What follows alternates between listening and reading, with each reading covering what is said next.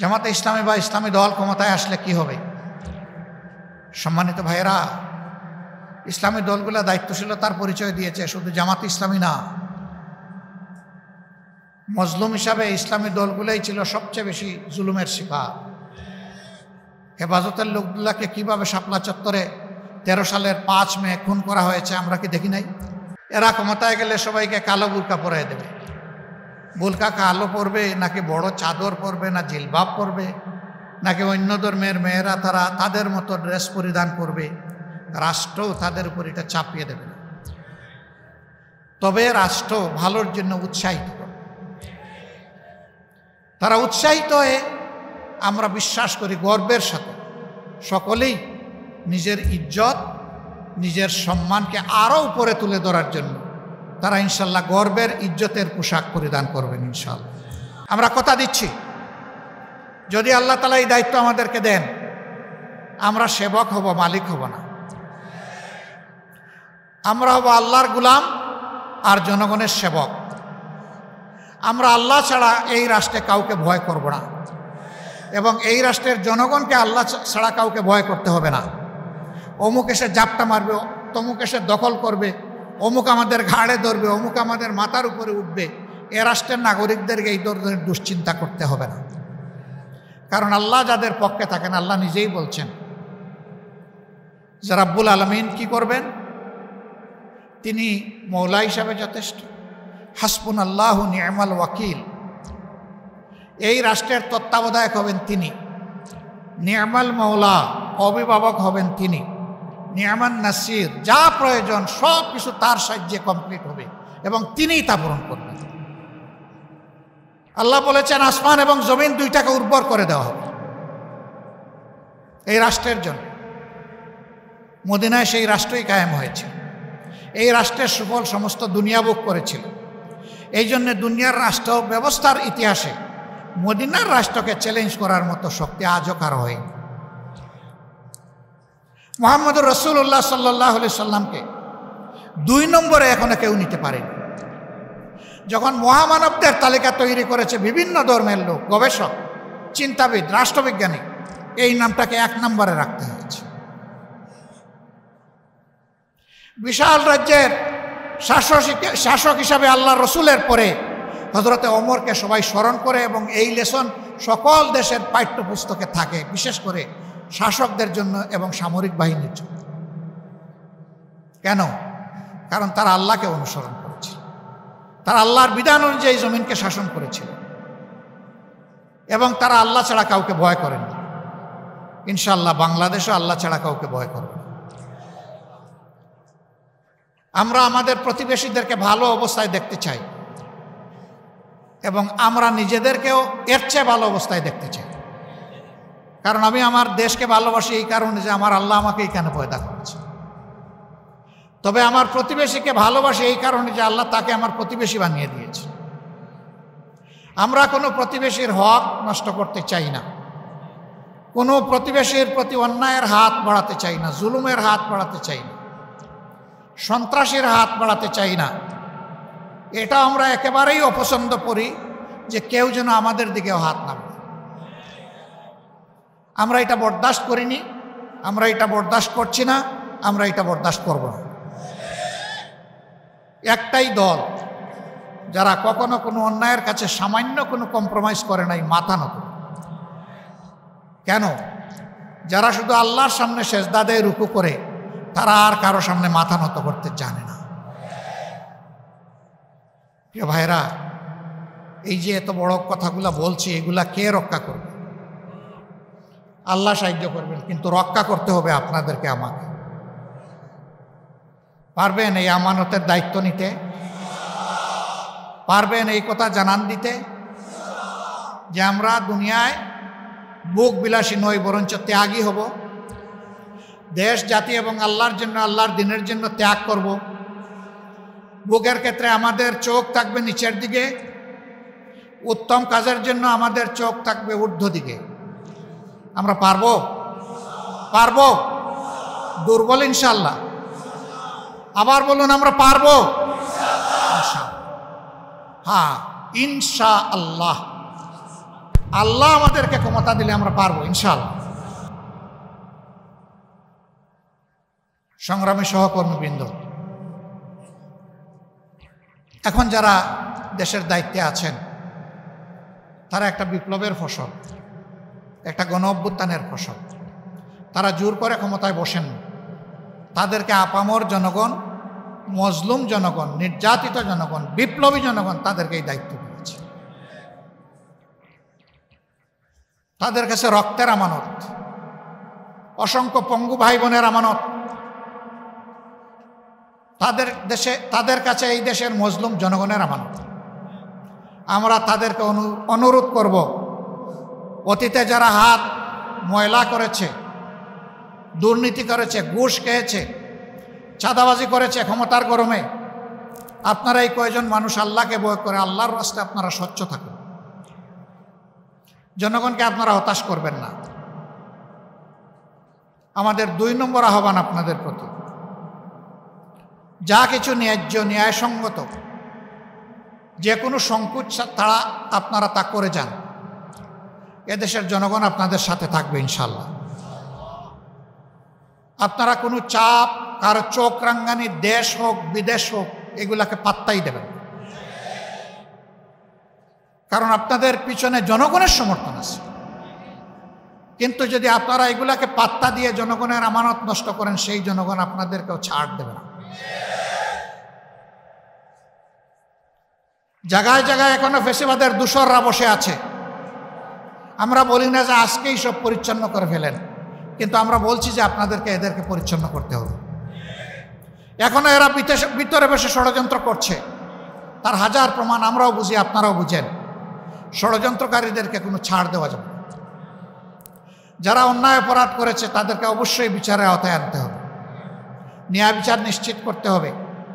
আমাদের উপর এরা জুলুম করেছিল, অবিচার করেছিল, আমরা ওটাও চাই না যে তাদের উপর জুলুম করা হোক, জেনে তেনে বিচার করা হোক। আমরা চাই স্বচ্ছ বিচারের মাধ্যমে তাদের পাওনা তাদেরকে বুঝিয়ে দেওয়া। ইনশাআল্লাহ তাদের পাওনা তারা পেয়ে গেলে আমরা আশা করি যে জীবনের স্বাদ তাদের মিটে যাবে ইনশাআল্লাহ। আগে যে মানুষকে নিয়ে তুচ্ছ তাচ্ছিল্য করত, মানুষের জীবনকে যে কোনো মানুষের জীবন মনে করতো না, তারা যেন সেটা বুঝতে পারে, এরকম শাস্তি তাদের হওয়া উচিত। আমাদের কাছে সাংবাদিক বন্ধুরা জানতে চান আপনারা কখন নির্বাচন চান। আমরা বলি যে দেখেন, আমরা তো 17.5 বছর ধৈর্য ধরেছি, জাতির স্বার্থে আর একটু ধৈর্য ধরার জন্য আমরা প্রস্তুত আছি। আমাদের ভিতরে অস্থিরতা নাই যে আজকেই নির্বাচন করে গদিতে বসতে হবে, কারণ এই গদি আল্লাহ যদি আমাদেরকে দান করেন, এটা আমাদের জন্য বিরাট এক পরীক্ষা হয়ে বোঝা হিসাবে আমাদের ঘাড়ে আসবে। সুতরাং গদি কোনো সুখের জিনিস নয়, গদি আল্লাহর পক্ষ থেকে আমানতের বিষয়। 2 নম্বর হচ্ছে 17.5 বৎসরে যে জঞ্জাল সৃষ্টি হয়েছে, এই জঞ্জালের কতিপয় দিক এমন আছে যে এটা পরিচ্ছন্ন না করলে একটা সুষ্ঠু নির্বাচন কোনোভাবেই সম্ভব নয়। আমরা যেন তেন কোনো নির্বাচন চাই না, আমরা একটা সুষ্ঠু নির্বাচন চাই। আমরা আবার লাঠি, মাসুল এবং মানি প্রভাবিত কোনো নির্বাচন আমরা চাই না। এখানেও আমাদের মেসেজ একেবারে, বার্তা একেবারে স্পষ্ট। বলবেন তাইলে কি আরো 17.5 বছর অপেক্ষা করবেন? না, তাও না। যাদেরকে দায়িত্ব দেওয়া হয়েছে তারা সবাই সুশিক্ষিত মানুষ, এই দেশে তাদের জন্ম হয়েছে। এই দেশের 18 কোটি মানুষ যদি মজলুম হয়, তারাও মজলুম, তারাও অনেকে জুলুমের শিকার হয়েছে। তার সাক্ষী আমরা। আশা করি তারা মজলুম হিসাবে দেশের 18 কোটি মানুষকে তারা সম্মান করবেন। এই জন্যে যথার্থ সময়ের বাইরে একটা মিনিটও সংস্কারের জন্য তাদের নেওয়া উচিত নয়। আমরা যে যৌক্তিক সময় বলেছি, এটা তারাই ঠিক করুন। মাননীয় প্রধান উপদেষ্টা বলেছেন এবছরের শেষে অথবা আগামী বছরের শেষে অথবা তারপরের বছরের মধ্যখানের ভিতরে একটা নির্বাচন অনুষ্ঠিত হতে পারে। আমরা মোবারকবাদ জানাই ইতিমধ্যে নির্বাচন কমিশন গঠন হয়েছে, আর তিনি নির্বাচনের ব্যাপারে ইঙ্গিত দিয়েছেন, সুস্পষ্ট কথা এখনো বলেননি। আমরা বলবো যে সংস্কারকে দ্রুত এগিয়ে নিন, যৌক্তিক সময়ে এগিয়ে নিন এবং ক্রমান্বয়ে সুস্পষ্ট ঘোষণাটাও দিয়ে দিন। আমি আজকেই দাবি করছি না, কিন্তু ঘোষণাটা হলে এদেশের মানুষের মধ্যে একটা আস্থা তৈরি হবে যে এই সরকার আবার মঈন ফখরের সরকারের মতো নূতন দল গঠন করে ক্ষমতায় বসার অভিলাষ প্রকাশ করবে না। এই সরকারের কেউ যদি রাজনীতি করতে চান, যদি কোনো দলে যুক্ত হতে চান, তাহলে তাদের দায়িত্ব হবে এই সরকার থেকে সরে যাওয়া। তারা সরকার থেকে সরে গিয়ে দল গঠন করলে সেটি হবে স্বচ্ছতা। কারণ এই সরকারে কোনো দলবাজ কেউ থাকুক, এটা আমরা চাই না। আমরা চাই অ্যাবসলিউটলি এটা হোক জনমানুষের সরকার। এরপরে জনগণের ভোটে যারা আসবে তারা হবে দলীয় সরকার। দলীয় সরকার আসবে, কিন্তু দায়িত্ব পড়বে জনগণের। এই জন্য শতভাগ জনগণ তাদেরকে ভোট দিয়ে এখানে পাঠাবে না।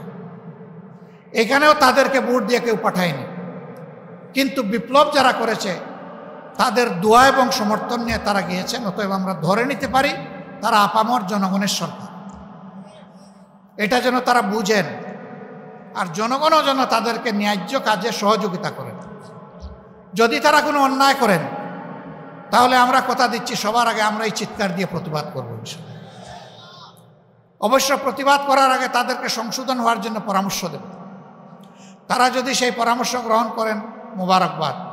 যদি গ্রহণ করেন না করেন, জনগণকে সাথে নিয়ে চিৎকার আমাদেরকে দিতেই হবে, প্রতিবাদ আমাদেরকে করতেই হবে।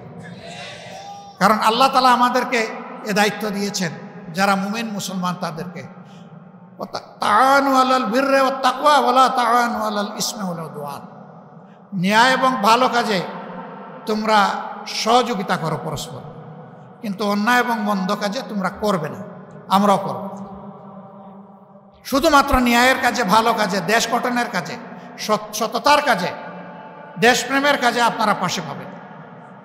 কিছুদিন আগেই সরকারকে ফেলে দেয় অবস্থা, ধাক্কাধাক্কি শুরু হয়ে গিয়েছিল, তাই না? সরকার সমস্ত রাজনৈতিক দলকে ডেকেছিল, যারা ফ্যাসিবাদ বিরোধী তাদের সবাইকে, আধিপত্যবাদ বিরোধী এই দলগুলোকে ডেকেছিল।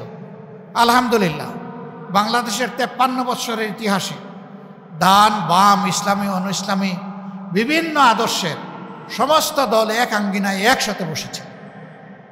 বসে বলেছে দেশ আমাদের সবার, অতএব কোনো সাম্রাজ্যবাদ, আধিপত্যবাদকে আমরা বরদাস্ত করব না। আমরা দেশের সাথে এক আছি।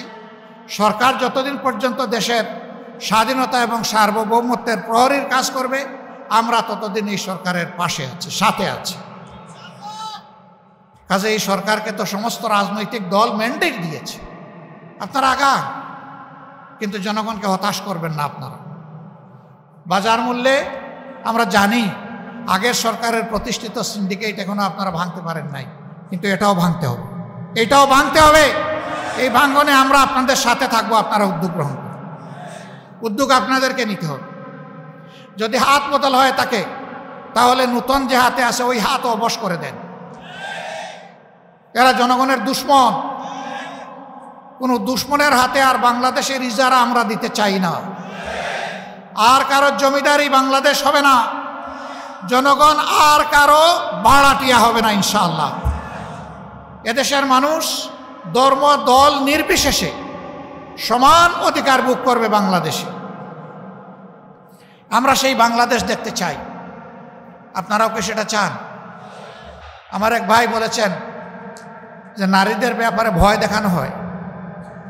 জামাতে ইসলামী বা ইসলামী দল ক্ষমতায় আসলে কি হবে? সম্মানিত ভাইয়েরা, ইসলামী দলগুলো দায়িত্বশীলতার পরিচয় দিয়েছে, শুধু জামাত ইসলামী না। মজলুম হিসাবে ইসলামী দলগুলোই ছিল সবচেয়ে বেশি জুলুমের শিকার। হেফাজতের লোকগুলাকে কিভাবে শাপলা চত্বরে 13 সালের 5 মে খুন করা হয়েছে আমরা কি দেখি নাই? 21 সালে তাদের উপর কিভাবে তাণ্ডব চালানো হয়েছিল আমরা কি দেখি নাই? হাজার হাজার আলেমকে ধরে নিয়ে পায়ে ডান্ডা বেড়ি পড়ানো হয়েছিল আমরা কি দেখি নাই? আমরা সব দেখছি। কিন্তু সেই জনগণই, আল্লাহর অশেষ মেহেরবানি, এই ইসলামী জনতা এ পরিবর্তনের সাথে সাথে 4 দিন তো বাংলাদেশে কোনো সরকারই ছিল না। সেই 4 দিন সরকার চালিয়েছে ইসলামী জনতা, ঘরে ঘরে দুয়ারে দুয়ারে পাহারা দিয়েছে, সকল ধর্মের সকল প্রতিষ্ঠানকে পাহারা দিয়েছে, দায়িত্বশীলতার পরিচয় দিয়েছে, মা বোনদের ইজ্জতের পাহারাদারি করেছে। তারা তো ইতিমধ্যেই প্রমাণ রেখেছে তাদের হাতে বাংলাদেশ কেমন হবে। তারা তো কারো কাছে আজ পর্যন্ত 2 টাকার চাঁদা চায়নি, জামাত ইসলামীও চায়নি, কোনো ইসলামী দলের কর্মীরাও চায়নি, আমাদের কাছে জানা নাই। কেন? সবাই আল্লাহকে ভয় করে। কেন? তারা দেশকে ভালোবাসে এই জন্যে। কেন? তারা মানুষকে ভালোবাসে এই জন্য। ইনশাআল্লাহ কোরআনের ভিত্তিতে যে দেশ হবে সেই দেশে মা বোনেরা ইজ্জতের সাথে থাকবে। আমরা ঘোষণা দিয়েছি, মাদেরকে দেখবো আমাদের মা হিসাবে, বোনদেরকে দেখবো আমাদের সহদরা বোন হিসাবে, আর যারা আমাদের চাইতে ছোট, আমাদের মেয়েদের সমান, তাদেরকে দেখবো আমাদের ঔরসজাত মেয়ের মর্যাদায় ইনশাআল্লাহ। যুদ্ধের ময়দানে রাসূল করিম সাল্লাল্লাহু আলাইহি সাল্লামের সাথে মহিলারা যুদ্ধ করেছেন, উম্মতের উস্তাদের দায়িত্ব পালন করেছেন, ব্যবসা বাণিজ্য করেছেন, রাষ্ট্র গঠনে অবদান রেখেছেন, রাষ্ট্রীয় কাজকর্মে আল্লাহর রসুলকে এবং খোলাফায়ে রাশেদার নিয়ামতদেরকে পরামর্শ দিয়ে সাহায্য করেছেন। আমাদের রাষ্ট্রেও ইনশাআল্লাহ যে রাষ্ট্র কোরআনের রাষ্ট্র হবে সেই রাষ্ট্রে মহিলারা এই মর্যাদায় ভোগ করবেন ইনশাআল্লাহ। বলে যে জামাতে ইসলামী ক্ষমতায় গেলে, ইসলামী দল ক্ষমতায় গেলে মহিলাদেরকে তালাবদ্ধ করে রাখবে। আল্লাহ রসুল তালাবদ্ধ করেন নাই, তা আমাদের হাতে এত তালা আসলো কোত্থেকে যে আমরা তালা লাগাই দেব? প্রশ্নই উঠে না। বলে এরা ক্ষমতায় গেলে সবাইকে কালো বুরকা পরাই দেবে। বুরকা কালো পরবে নাকি বড় চাদর পরবে, না জিলবাব পরবে, নাকি অন্য ধর্মের মেয়েরা তারা তাদের মতো ড্রেস পরিধান করবে, রাষ্ট্রও তাদের উপর এটা চাপিয়ে দেবে। তবে রাষ্ট্র ভালোর জন্য উৎসাহিত করবে। তারা উৎসাহিত হয়ে, আমরা বিশ্বাস করি গর্বের সাথে সকলেই নিজের ইজ্জত, নিজের সম্মানকে আরও উপরে তুলে ধরার জন্য তারা ইনশাল্লাহ গর্বের ইজ্জতের পোশাক পরিধান করবেন ইনশাল্লাহ।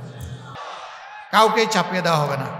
আমাদের হাতে এত টাকা নাই, এত কারলা বুরকা আমরা বানাইতে পারবো না। মিনিমাম তো আমাদেরকে 9 কোটি বুরকা বানাতে হবে, এত টাকা নাই আমার। এটা আমাদের কর্মসূচি নয়, টাকা থাকলেও না।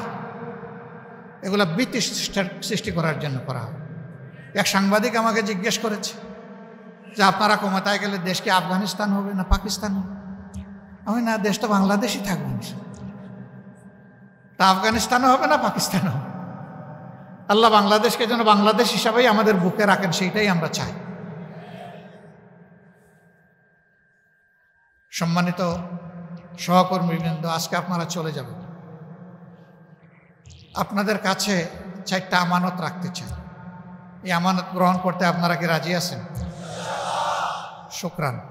1 নম্বর আমানত, আমরা যত চিন্তা করব, কথা বলবো, কাজ করব, সব করব সহি নিয়তে ইনশাআল্লাহ। শুধু আল্লাহ তাআলাকে খুশি করার জন্য, শুধু আল্লাহর দেওয়া দায়িত্ব জমিনে আল্লাহকে ভয় করে পালন করার জন্য। তাহলে 1 নম্বর আমানত আপনাদের কাছে, যে আমরা সকল বিষয়ে সহি নিয়ত আমরা অনুসরণ করব, লালন করব ইনশাআল্লাহ। 2 নম্বর, জ্ঞানের পরিধি বৃদ্ধি করতে হবে। কারণ আল্লাহ তাআলার কিতাবের প্রথম আয়াতটাই জ্ঞান দিয়ে শুরু হয়েছে, ইকরা বিসমি রব্বিকাল্লাযী খলাক। আল্লাহ আমলের আয়াত দিয়ে, জিহাদের আয়াত দিয়ে, সুবিচারের আয়াত দিয়ে আল্লাহ এটা নাজিল করেন নাই। কারণ সকল আমলের জন্য প্রয়োজন স্বচ্ছ জ্ঞান, যথার্থ জ্ঞানের নির্ভুল জ্ঞান। সেই জ্ঞানটা আল্লাহর দেওয়া জ্ঞানের ভিত্তিতে হবে, কোনো নির্লজ্জতার জ্ঞান হবে না, মানুষকে কষ্ট দেওয়ার জ্ঞান হবে। অতএব জ্ঞানের পরিধি আমাদের সম্প্রসারিত করতে হবে, এই কাজে আমাদেরকে মনোনিবেশ করতে হবে। জ্ঞানে যারা শ্রেষ্ঠত্ব দুনিয়ায় যখনই অর্জন করেছে, দুনিয়ার পরিচালনার ভার আল্লাহ তাদের হাতে দিয়েছে।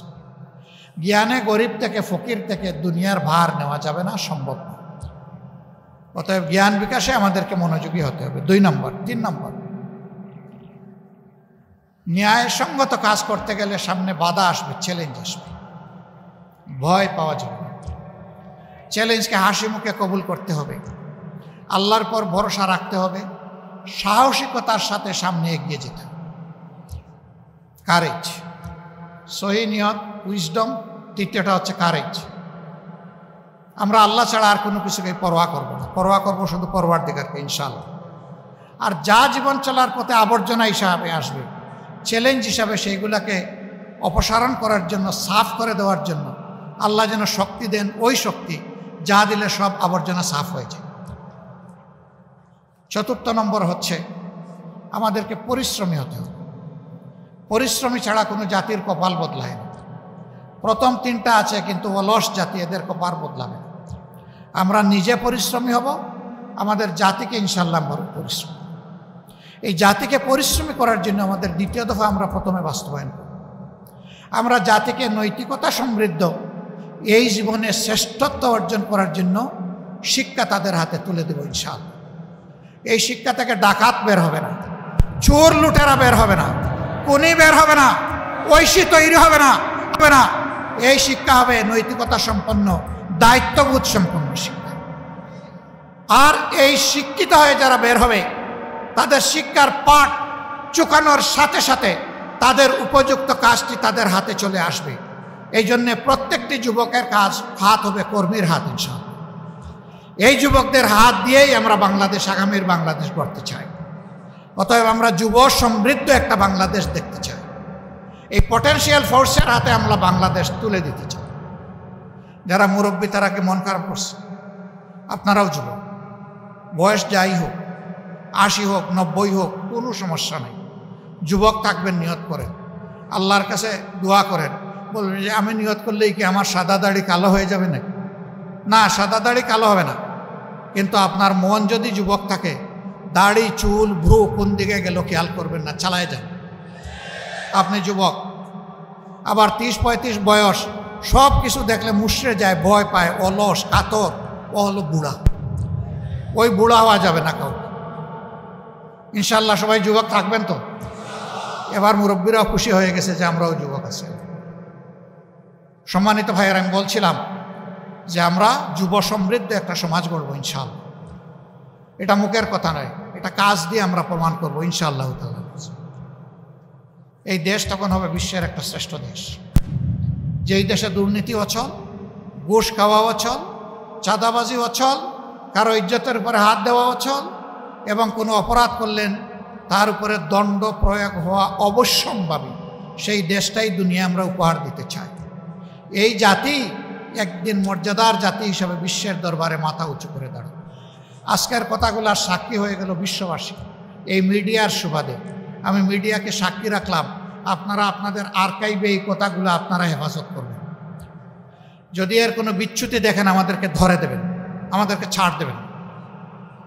আর যদি ভালো কিছু দেখেন তাহলে আপনাদেরকে আমরা সঙ্গে চাই। এমন একটা সমৃদ্ধ বাংলাদেশ, একটা বৈষম্যহীন ন্যায়ভিত্তিক বাংলাদেশ, সত্যিকারের একটা শান্তি এবং সোনার বাংলাদেশ গঠন করার জন্য আমরা এই মিডিয়ার মাধ্যমে প্রিয় দেশবাসীকে, তাদের কাছে আমরা ভালোবাসা চাই, তাদের দোয়া চাই, সমর্থন চাই, সহযোগিতা চাই, তাদেরকে আমরা পাশে চাই, তাদেরকে আমরা বুকে চাই, সাথে চাই। আল্লাহ তাআলা সবাইকে ভালো রাখুন। এ দেশের উপর আল্লাহ রহমত নাজিল করুন, শান্তির ফয়সালা আল্লাহ তাআলা দান করুন।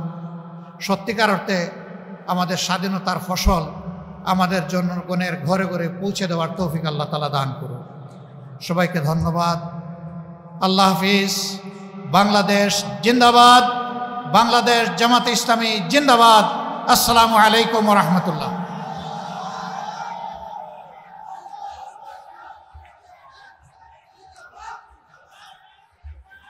সম্মানিত সাথী ও বন্ধুগণ, আজকের এই ঐতিহাসিক কর্মী সম্মেলনে এতক্ষণ যাবৎ আমাদেরকে দিক নির্দেশমূলক বক্তব্য রাখলেন আজকের অনুষ্ঠানের সম্মানিত প্রধান অতিথি আমির জামাত ডাক্তার শফিকুর রহমান মোহতারামকে ঢাকা জেলার পক্ষ থেকে ধন্যবাদ জানাচ্ছি।